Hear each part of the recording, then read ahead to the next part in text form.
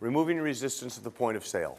There are 3 kinds of resistance. If you understand which resistance you are facing at the time, you will have the tools to eliminate or reduce the resistance, or at least know where to go with it. Type of resistance number 1 is called a simple request for additional information. It happens at the end of your presentation, and the customer has a question. It's not a big deal. I won't even spend much time on it because I don't want to insult you.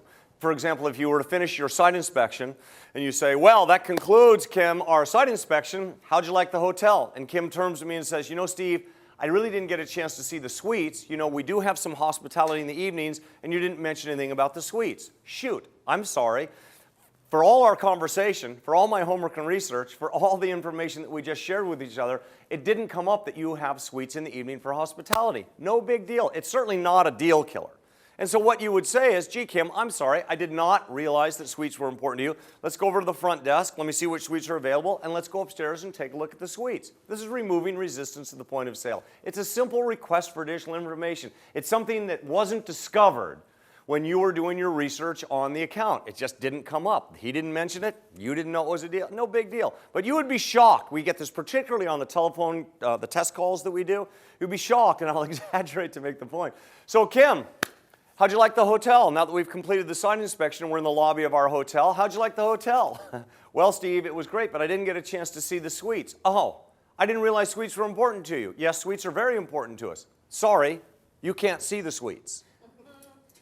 Well, we laugh at that example, but how many times do we do test calls where we say, you know, if there are charges for parking, be sure and include it in the proposal. Do you have high-speed internet access in the meeting rooms? If so, please if there's a cost, please include it in the proposal. If it's free, please include it in the proposal. And then the proposal arrives, and there's no mention of parking, and there's no mention of high-speed internet access.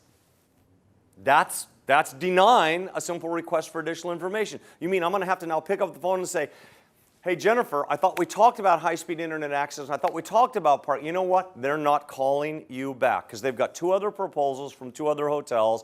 They did include it in the proposal. You're out. Even though you might have been the best hotel, you did not respond to their request for additional information. It's unlikely they're going to call you back.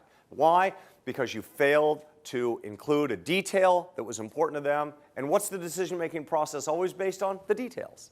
If they feel comfortable that you can handle the details, you're probably going to get the piece of business. If they do not feel comfortable that you can handle the details, they got other hotels they can go to that will handle the details.